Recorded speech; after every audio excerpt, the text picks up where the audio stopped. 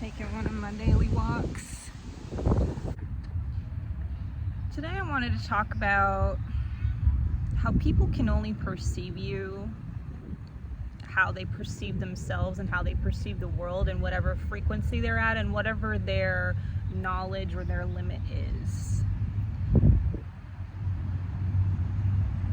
And I have proof for this because I've experienced it in my life where I've had different people, whether they be kind of people I had just met, kind of strangers, or maybe they were people I've known for a few years, or maybe people that I've known for my whole life, have all perceived me in different ways, completely opposite of each other. So, for example, I've had people say I'm naive. I've had people say I'm jaded. I've had people say I am hardworking, whereas my mom perceives that I'm lazy.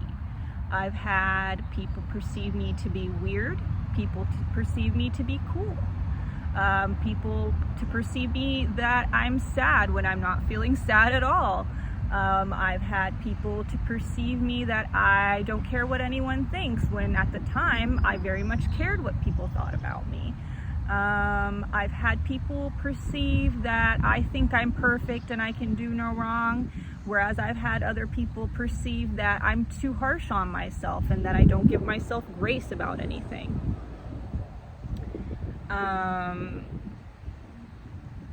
I've had people perceive me to be confident when I wasn't feeling confident.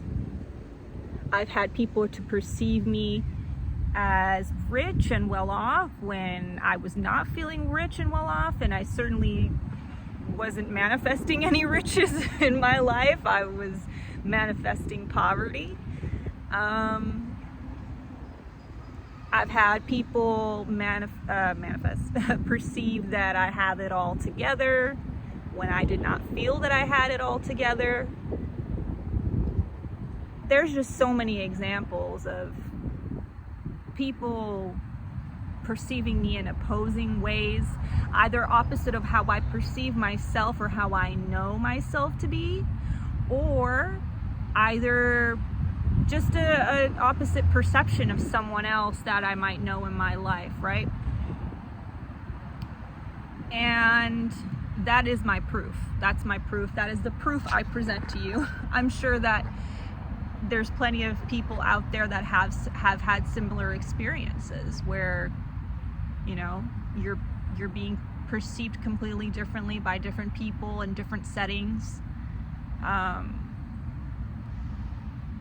And that used to confuse me. That used to kind of confuse me. Like, how can someone, say I'm jaded and naive at the same time? How can someone say this and that at the same time? It doesn't make sense. But it's only until recently that it really came together and I started to have the articulation and the words for, it's just personal perception, and we all have our limit. We all have our knowledge limit, right?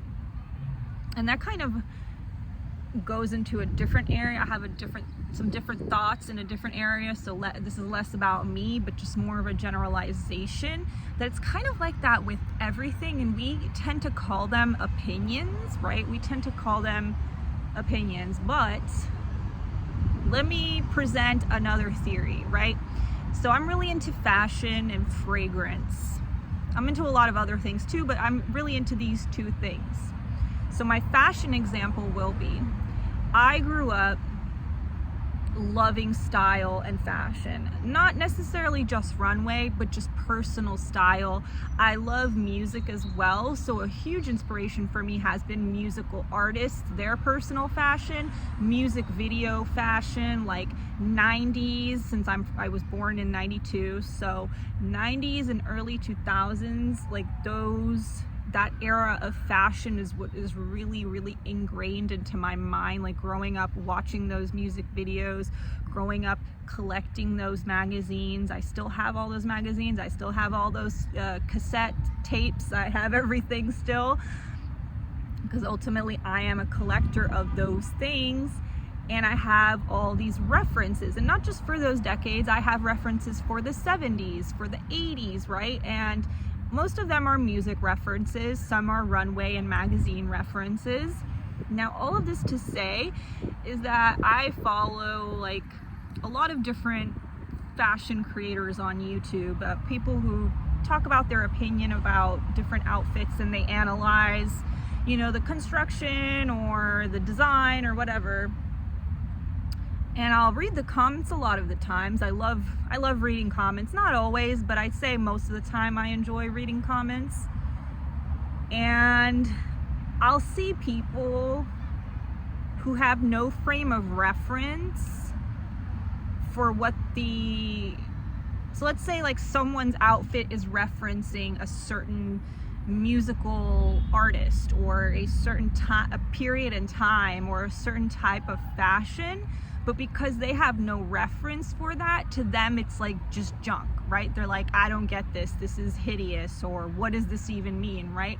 And we call that an opinion, but I mean, sure, it's an opinion, but it's also like a lack of perspective, right? That person doesn't have anything to compare it to. So because they lack that perspective, it's like they will not know like what to compare it to, essentially. And the same thing with my example for fragrance. So sure, you can have an opinion that, oh, this smells really bad to me, or like whatever. But again, let me offer the theory of, well, it's just a perspective, because there's a fragrance that I really love. It's a sweet vanilla fragrance, but it's more of a vanilla extract smell, very exactly like vanilla extract. And I've used vanilla extract many times for baking and cooking and whatever. I grew up with that smell. So when I smelled this perfume, that was the first thing that came to my mind. But when I was looking at the reviews, I saw a lot of people be like, ugh, it smells so bad, it smells like sour milk. And I was like, where are people getting this idea that it smells like sour milk? And then it dawned on me that people may not have ever used vanilla extract. They may not have ever used it to cook or bake, or ever smelt it in their life, so they have no perspective. They have nothing to compare it to. And this has happened to me too, where I've smelt a fragrance before knowing what the quote-unquote notes are supposed to convey. And I smelt something, and then I read the notes, and one of the notes was, oh, it's supposed to smell like the ground after it has rained. And I am telling you, something like wired in my brain, and that was all I could smell after that. It was all I could freaking smell, because now I had that perception, that perspective of, oh, it's rain smell. And of course I know what the ground smells like after the rain because I've smelt it. So now I had that perspective, that perception, and it completely changed the way I smelt that fragrance. Now, it doesn't mean you might still dislike it, you might still like it. And sure, that's the opinion part, right? That's the opinion part. Like, you like it or you don't like it, that's your opinion. But your perspective can be shifted. Like, you can say, oh, I get it, that hairstyle is referencing the 80s. You might still dislike that hairstyle, but you will understand the perspective it's trying to convey. And you'll see it in a whole different way. Again, we're removing the dislike and the like thing, right? We're not really talking about that. We're just talking about just understanding what it's conveying, right? And I guess that's just how most art is, right? If you don't really have an understanding of the references and the background and all this and all that. And I'm only talking about music and fashion and fragrance here because I don't know anything about like physical art, like painting and drawing and all that stuff. Like, I have no perspective on that, right? I have no real deep knowledge. I didn't grow up studying that. I didn't grow up having a deep interest in those things. Like I can go to a museum and observe a painting and give you my opinion of whether or not I like it or not, but I can't give you a perspective, right?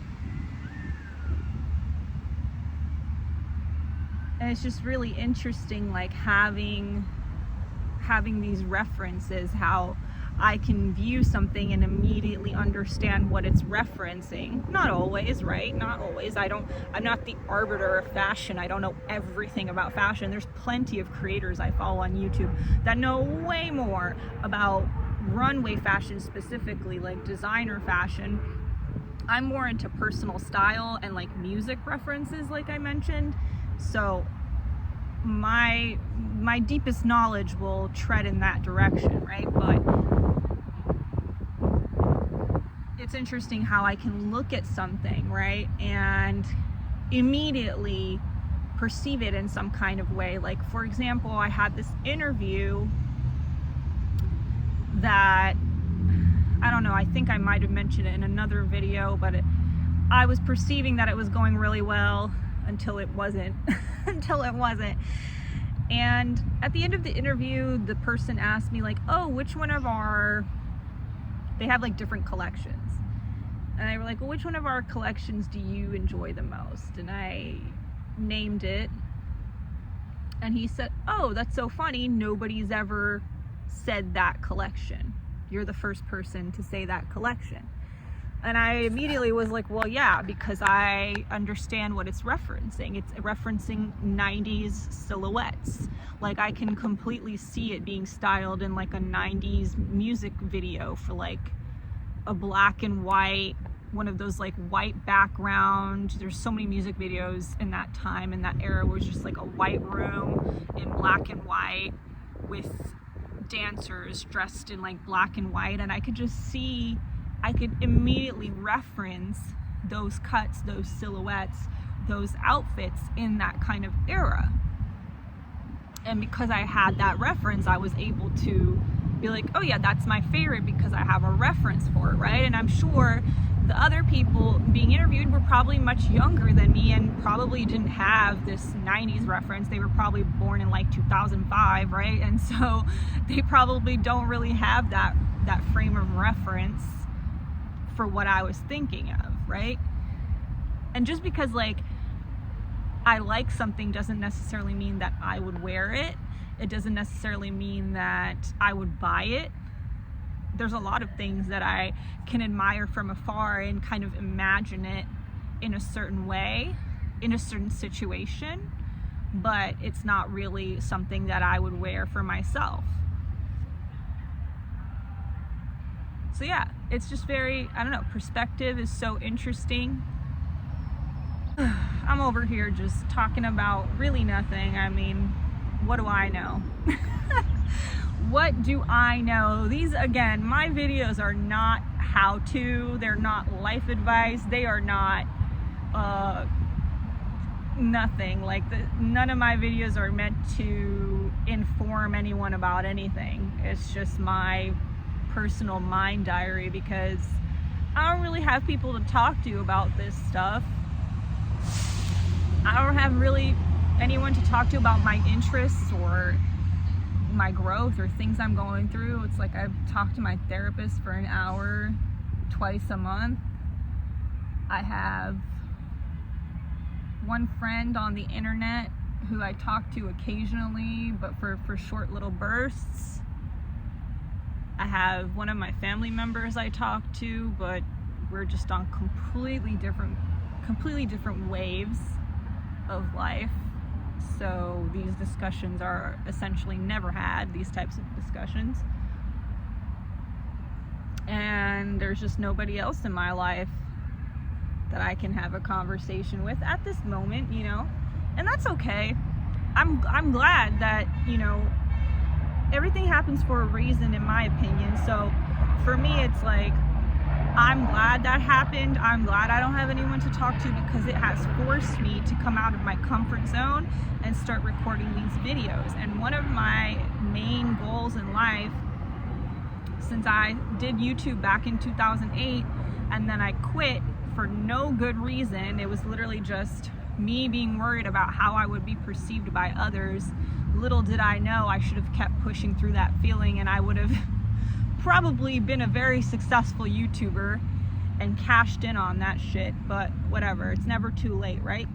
And one of my goals for years now have been, how do I get back into YouTube, but from a genuine place, from not a place of wanting to get views, from not a place of wanting money, from not a place of being worried about what I'm talking about or how people are going to perceive what I'm talking about, and from a place where I can be genuine, and I know that I will attract a genuine audience and a positive audience, because I'm not really interested in like building a community based on like hate or critiquing things or anything negative, because that just never ends well. It just like creates this echo chamber of like, you know, essentially not having anyone to talk to, quote unquote, besides God, and talking to myself.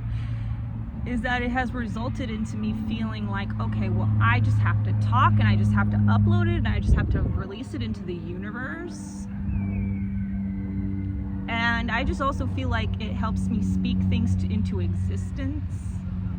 Like I can say, hey, I am knowing now that I am deserving of abundance, that I get everything I've ever wanted, that money just comes to me so easily, and I can just say that, I can speak that, because I can't really just say that to some random stranger on the street without them looking at me funny. And listen, I might not care too much what people think, but I'm really not quite there yet where I'm just walking up to random people on the street telling them about my newfound manifestation journey or whatever, right?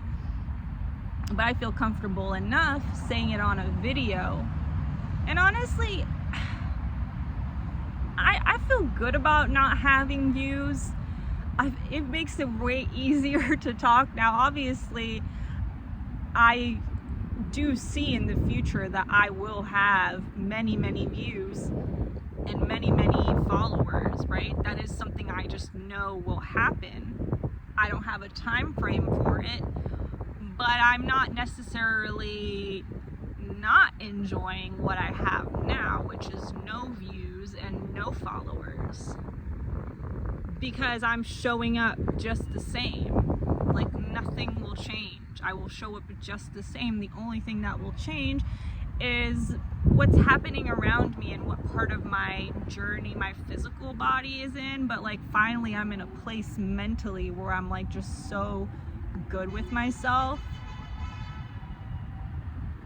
It's just fantastic. I'm so glad that I get to show up here whenever I feel like it and just put my thoughts out there and just not really think twice about it.